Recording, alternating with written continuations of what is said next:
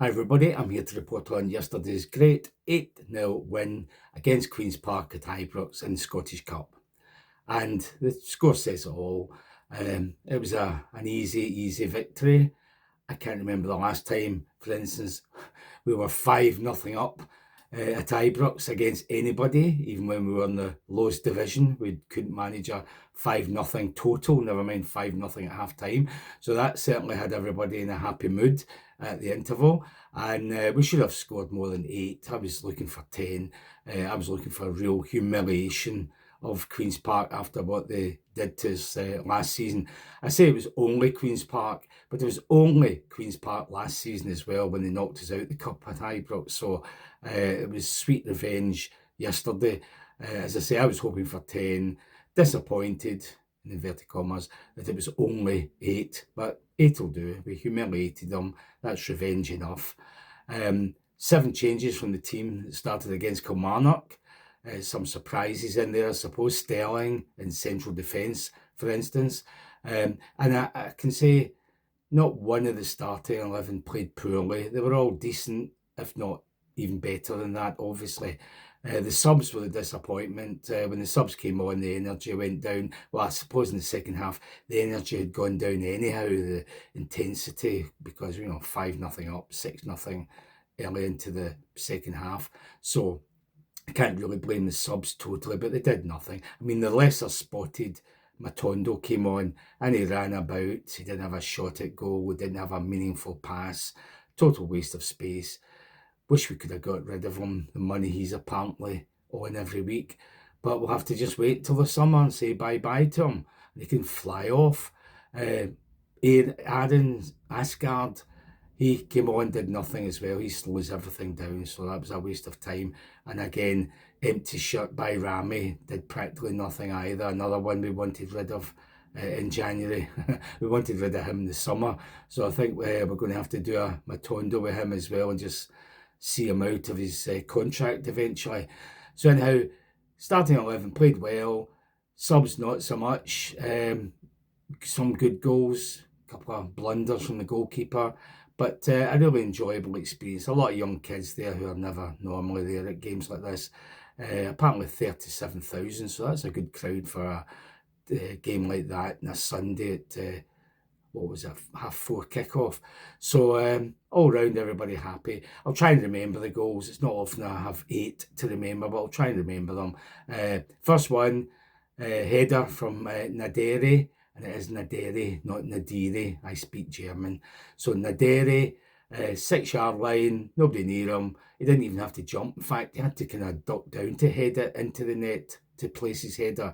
So nice deft header into the net, having to kind of lean down the way to head it. Second one, a chip into the box. Tavernier goes up with 2 defenders. They all kind of bang into each other. The ball falls down the way. It seems to brush off the defender's arm, so it could have been a penalty, although it was all too close, I would have said. And Tavernier just had to prod the loose ball into the net, so that was number 2. Number 3, corner kick. Tavernier, as usual, taking everything. He crosses it into the box. It was a terrible cross. I mean, right to the goalkeeper. Nobody near the goalkeeper. Well, no Rangers player. In fact, nobody, full stop, near the goalkeeper. So the goalkeeper, all he has to do is jump up and grab the ball or punch it away or whatever. And what he does is he flaps at it with both hands and he turns it into his own net. That was an own goal. That wasn't a Tavernier goal. So I'm not having this nonsense since the game ended that Tavernier scored a hat-trick. That is not a goal from Tavernier. It was a hopeless corner for a start. Wasn't going in. The goalkeeper just had to do anything to just deflect it away, and he ends up palming it into his own net. So that's an own goal. If Jack Butler had done that, he'd be getting dog's abuse from the Rangers fans. They wouldn't be saying, well, it was a great corner, I'm giving that to the opponent. No, they'd be blaming Jack Butland for an own goal. So that's what it was yesterday. So this hat-trick nonsense is just that. Absolute nonsense. So that was number 3. Number 4, I'm trying to remember the order now. Oh dear. Number 4, was that the other own goal? Chukwani got the credit from the announcer in the stadium. Another corner kick. He got his head on it. It went past him a few yards, hit off a defender, I think his thigh, and went into the net. So that was an own goal as well. And I don't think he's been credited it as a Chukwani goal, apart from the stadium announcer. Then what was the other one? The fifth one. Oh, what was the fifth one? The penalty. Olsen fired a shot straight at the defender.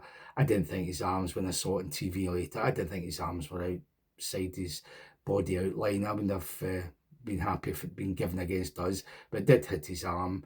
It was going towards goal, so penalty kick. Tavernier does his usual. 5-0 up at half time. We're all smiling. I'm hoping for 10 at this point, and unfortunately, we only got another 3. The sixth one, another Naderi header. I think it was Bagoma out in the right, actually put in a nice cross, and he just rose above the keeper and the defender and just nodded it down and into the net. It made it look so easy, but I suppose when you're his height, it is easy. So that was a good one. Next one was Miovski header, so he got his goal. Nice header as well.